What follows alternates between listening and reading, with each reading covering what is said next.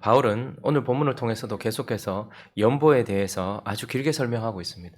여러분, 성도들이 가장 싫어하는 설교 중에 하나가 헌금해라는 설교 아니겠습니까? 아직까지 완전하지도 않은, 그리고 연약하고 부족한 고린도 성도를 향해서 편지를 쓰면서 8장과 9장, 두 장에 이어서 계속 연보의 이야기를 하고 있는 바울의 모습을 보게 됩니다. 바울은 왜 이렇게 길게, 그것도 싫어하는 헌금에 대하여서 연보하라는 이런 권면을 계속해서 하고 있는 것일까요?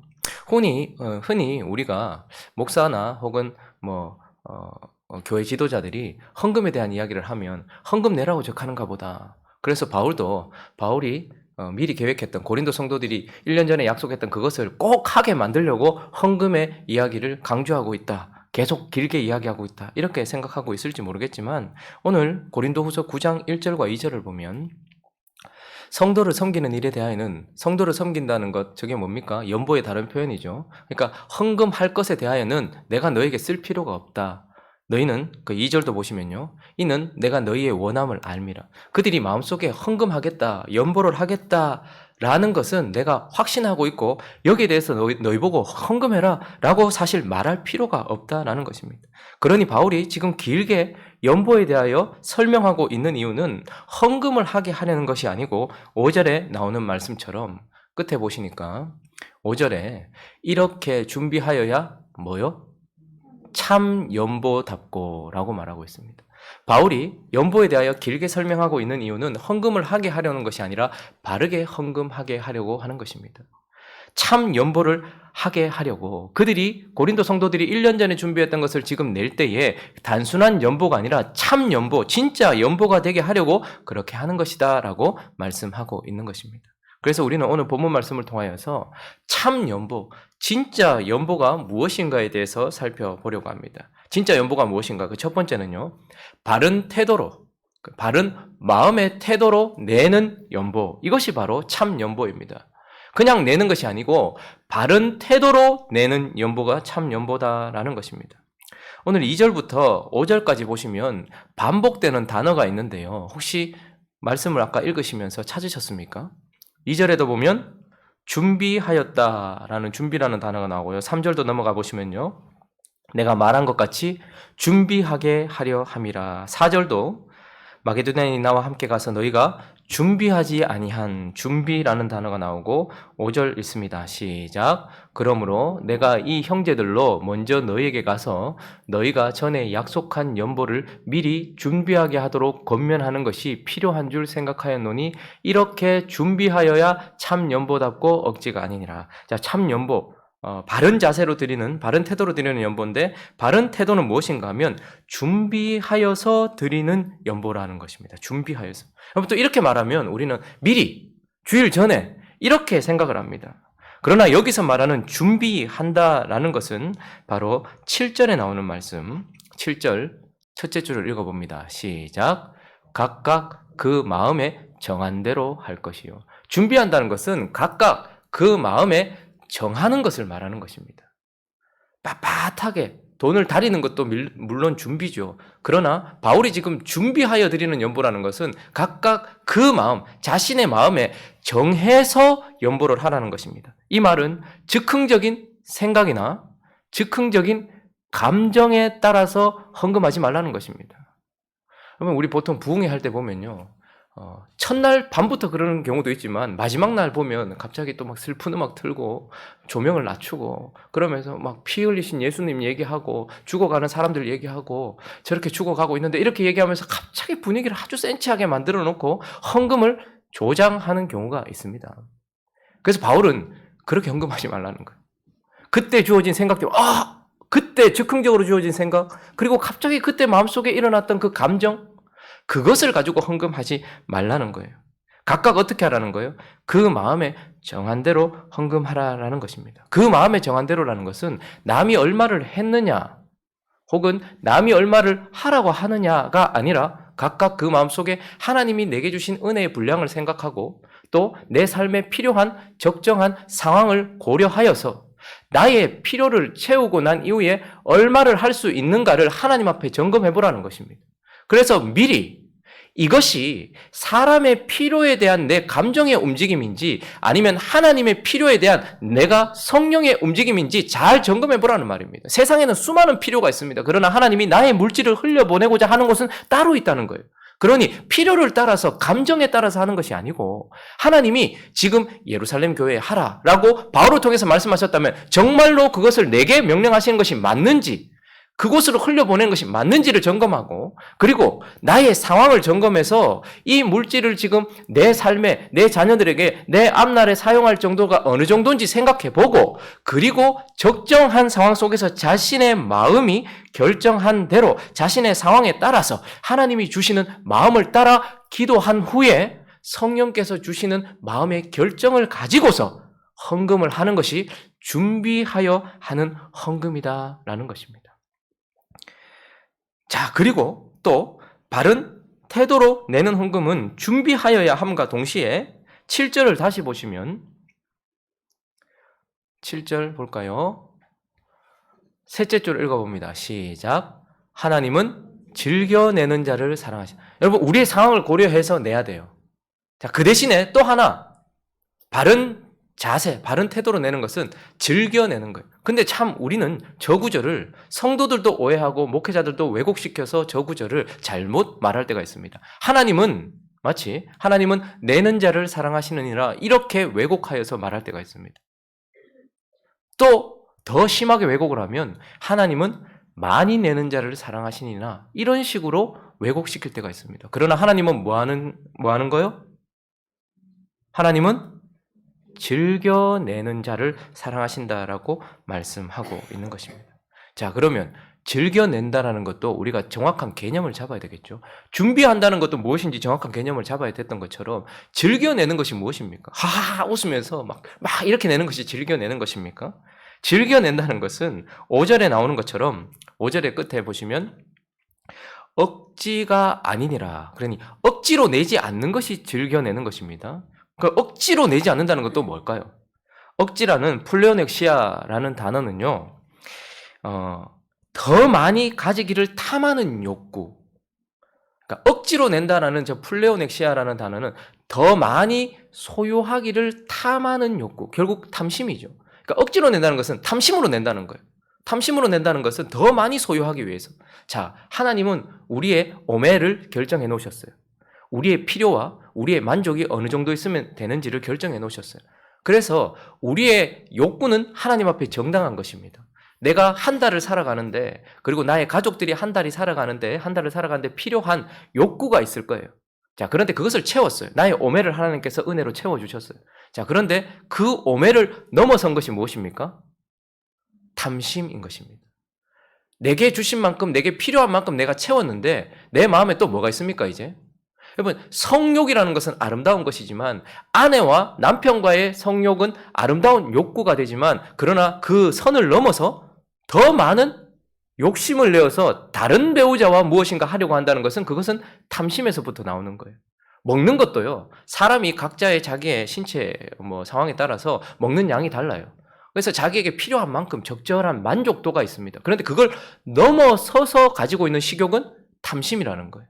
그래서 지금 이 플레오넥시아라는 단어, 억지로 한다는 것은 내 욕구를 충분히 채웠는데 그런데 또 내가 한 달을 살아가는데 100만 원이 예를 들어서 필요해요. 그런데 지금 하나님께서 내게 300을 주셨어요. 자, 그러면 100만 원이면 충분하다. 그리고 다음 달에도 하나님께서 채워주실 것이라는 믿음이 있다면 나머지 200은 어떻게 하는 거예요? 탐심을 버리는 거예요. 내어놓는 거예요. 그런데 200 이거 더 있으면 내가 이것도 하고 저것도 하고 이것도 하고 더 많이 할 텐데 라는 욕심으로 내는 것. 그러니 나를 추구하면서 내는 거예요. 이게 억지라는 것입니다. 그래서 6절은 이렇게 설명하고 있죠. 6절도 읽어보시면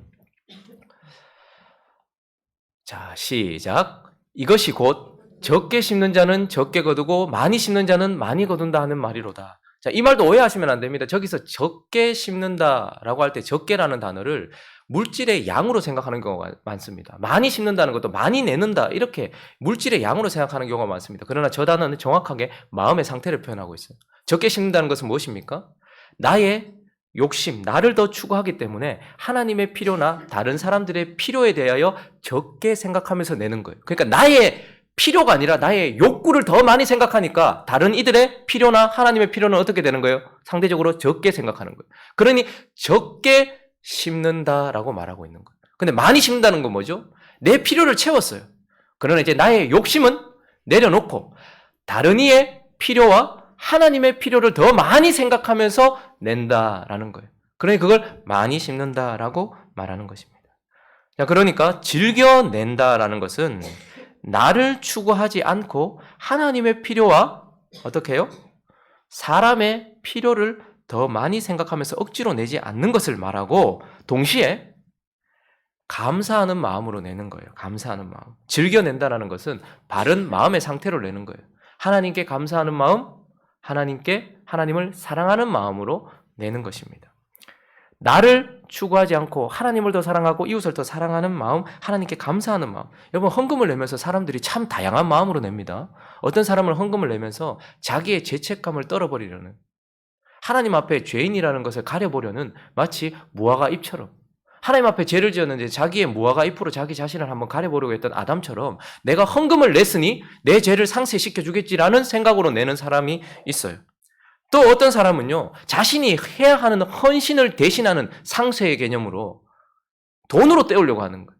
내가 하나님께 마땅히 드려야 될 삶이 있고 내가 마땅히 드려야 할 무엇인가 있는데 내가 헌금으로 대신하겠다라고 돈으로 때우는 개념으로 내는 사람도 있습니다. 또 어떤 사람은 체면치레로 자신이 얼마나 하나님께 헌신하고 있는지를 드러내려는 수단으로 헌금을 하는 경우가 있어요. 그런데 헌금은 어떻게 해요? 즐겨내는 거예요. 무슨 말입니까? 하나님을 향한 감사와 하나님을 향한 사랑으로 내는 거예요. 그래서 누가복음 7장을 가보시면요. 누가복음 7장 36절부터 38절까지 한번 읽어주시겠습니까? 시작. 한 바리새인이 청하니 이에 바리새인의 집에 들어가 앉으셨을 때에 그 동네에 죄를 지은 한 여자가 있어 예수께서 바리새인의 집에 앉아 계심을 알고 향유 담은 옥함을 가지고 와서 예수의 뒤로 그 발 곁에 서서 울며 눈물로 그 발을 적시고 자기 머리털로 닦고 그 발에 입맞추고 향유를 부으니. 우리 많은 경우 저 마지막 구절 향유, 그 값비싼 향유, 거액의 연보를 쏟아 부은 것만 기억합니다. 그러나 저 여인이 거액의 향유를 쏟아 붓기 전 그 앞에 뭐가 있습니까? 서서 울며 눈물을 흘렸다라는 거예요. 저게 지금 슬퍼서 우는 겁니까? 아니요. 죄 많은 여인이라고 말합니다. 그런데 주님이 용서해 주셨어요. 죄 사함을 주셨어요. 그래서 죄 사함을 깨달은 그 감사함 때문에 주님 앞에 한없는 눈물을 흘리면서 그 발을 적시고 있어요. 그리고 그 머리털로, 여자에게 가장 소중한 머리털로 그 발을 닦을 뿐 아니라 사람에게 가장 중요하다고 하는 입술을 그 발에 맞추면서 무엇입니까? 그분을 사랑하고 있는 거예요. 그리고 무엇을 쏟아부은 거예요? 거액의 연보를 쏟아부은 겁니다. 그러니 사실 주님은 뭘 받으셨습니까?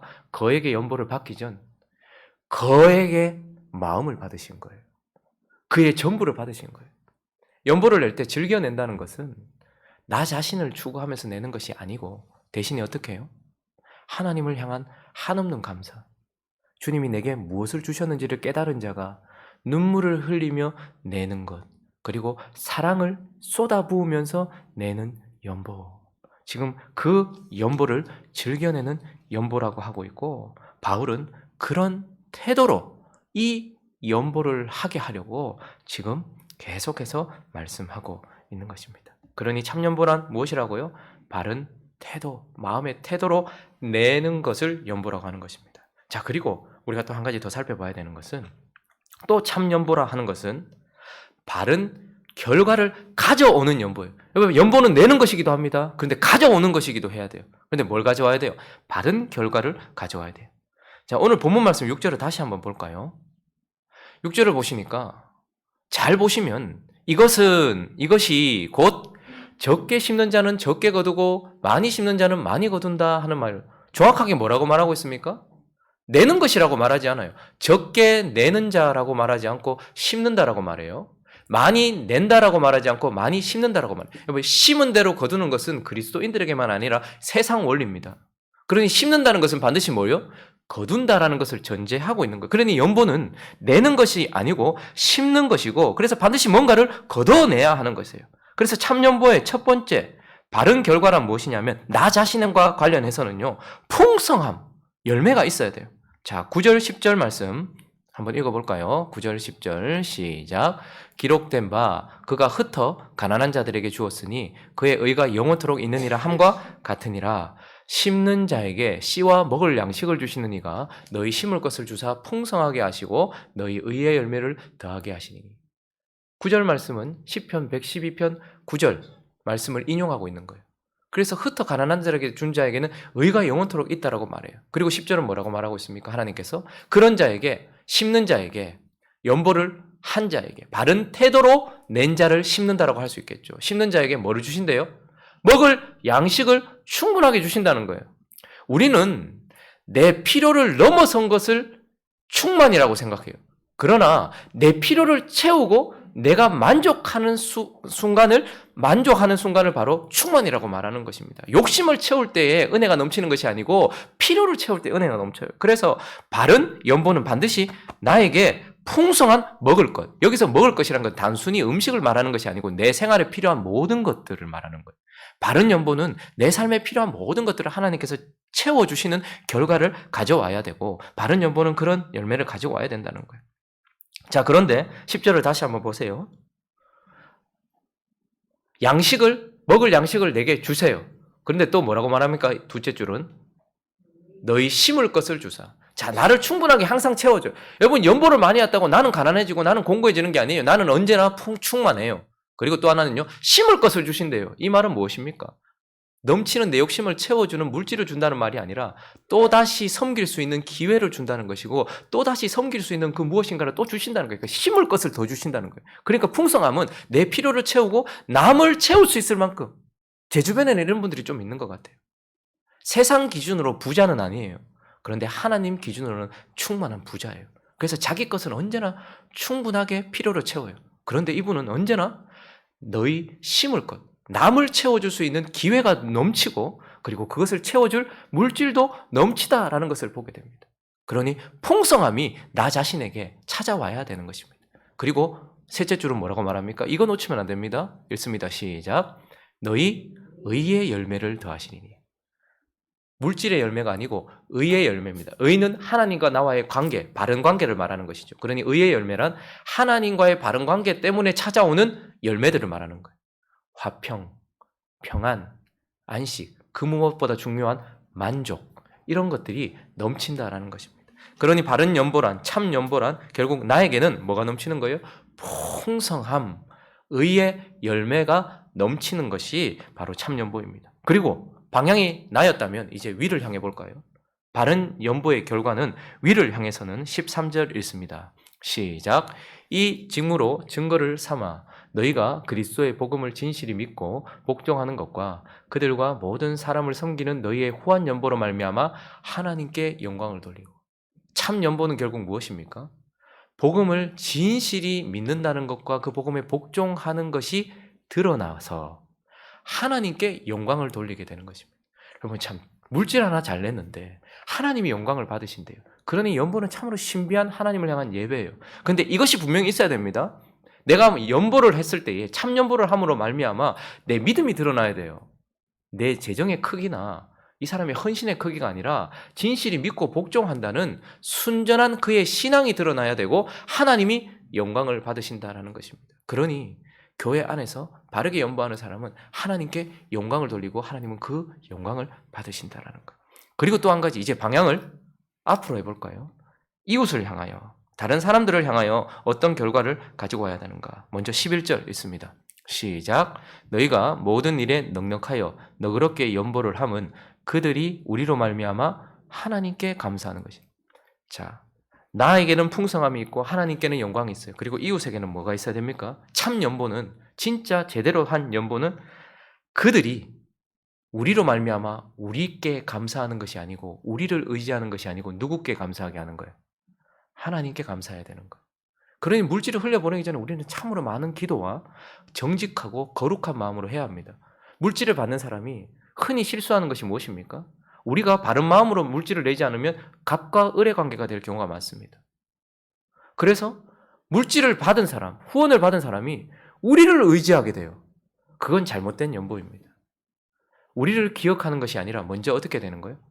우리를 통해서 자신을 채워주신 하나님을 더 의지하게 되고 하나님께 더 감사하게 만들어주는 결과를 가져와야 하는 것입니다. 자, 그러면 물질을 제대로 낸 사람은 아무것도 아닌가? 그렇지 않죠. 14절에 있습니다.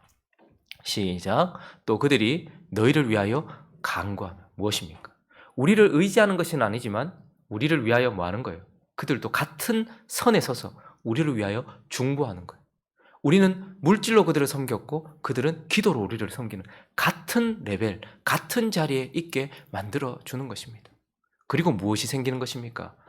읽습니다. 하나님이 시작. 하나님이 너희에게 주신 지극한 은혜로 말미암아 너희를 사모하느니라. 우리를 의지하지는 않지만, 우리를 믿음의 대상으로 두지 않지만 우리를 어떻게 하는 거예요? 사랑하게 되는 거예요. 우리와 연결되는 거예요. 사모하게 되는 것. 사람은 믿음의 대상이 아닙니다. 사람은 사랑의 대상입니다. 그런데 물질을 잘못 흘려보냈다가 우리의 물질로 육신의 은혜를 누린 사람들이 우리를 믿음의 대상으로 두게 된다면 우리는 잘못된 연보를 한 거예요. 그러나 그들이 우리를 위하여 중보하게 되고 우리를 사모하게 되고 우리를 사랑하게 되는 것은 옳은 것입니다. 그러니 참 연보의 바른 결과는 바로 나에게는 풍성함이 넘치고 하나님께는 영광이 넘치고 그리고 이웃에게는 감사와 사랑이 넘치게 만드는 것, 그것이 바로 참 연보다라는 것입니다. 자, 말씀을 정리합니다. 저도 이 본문이 계속 이러다 보니 헌금 설교를 가장 지금 계속 오래 하고 있어요. 그러나 그 이유가 무엇인지를 기억하십시오. 헌금을 내게 만들려고 하는 것이 아니라 참 연보를 하게 하려는 것이다 라는 것을 기억하시면서 참 연보는 결국 무엇입니까? 준비하여서 마음에 정한 대로 억지로 하지 않고 준비하여서 즐겨내는 것. 내 상황을 맞추지만 그러나 즐겨하는 것, 그렇게 하는 것이 참 연보라는 것을 기억하시고 오늘 이 본문을 마무리하면서 이런 참 연보를 들여서 우리 안에 참 연보의 바른 결과가 넘치기를 바랍니다. 바른 결과 12절 읽습니다. 여러분들에게 이런 은혜가 있기를 원합니다. 시작. 이 봉사의 직무가 성도들의 부족한 것을 보충할 뿐 아니라 사람들이 하나님께 드리는 많은 감사로 말미암아 넘쳤느니라. 우리가 이런 바른 연보를 함으로 이런 은혜가 있기를 원합니다. 좀 더 풀어서 와닿게 한번 원어를 살려서 제가 다시 한번 읽어본다면 12절은 이렇게 말씀하고 있습니다. 이 봉사를 실행에 옮기는 것은 우리가 참 연보를 한다는 거예요. 그것은 가난한 그리스도인들의 부족한 필요를 채워주는데 도움이 되는 것은 물론이고 그 이상의 의미가 있습니다. 그것은 하나님께 드릴 풍성하고 넉넉한 감사를 낳게 합니다. 이웃을 채워주고 하나님을 향한 풍성한 감사가 넘쳐요. 자, 그리고 나에게는요. 잠언 11장 24절, 25절 있습니다. 시작. 흩어 구제하여도 더욱 부하게 되는 일이 있나니 과도히 아껴도 가난하게 될 뿐이니라. 구제를 좋아하는 자는 풍족하여 질 것이요 남을 윤택하게 하는 자는 자기도 윤택하여 지리라. 이웃을 채우고 하나님의 영광을 넘치게 만들며 나는 윤택하여지는 참 연보를 드리는 저와 여러분 되시기를 예수 그리스도의 이름으로 축원합니다. 같이 한번 기도하겠습니다. 나의 예배를 돌아보시기 바랍니다. 시간을 잘 지키나 주일을 잘 지키나 새벽을 깨우나 그런 것도 중요하지만 연보를 참되게 하고 있는가 돌아보기를 원하고 말씀대로 연보하는 저와 여러분 될 수 있게 해달라고, 그리고 말씀대로 연보함으로 이런 바른 결과들이 이웃에게 하나님께 나에게 넘치게 해달라고 각자의 기도 제목들을 가지고 함께 기도하며 나아갑니다. 기도하겠습니다.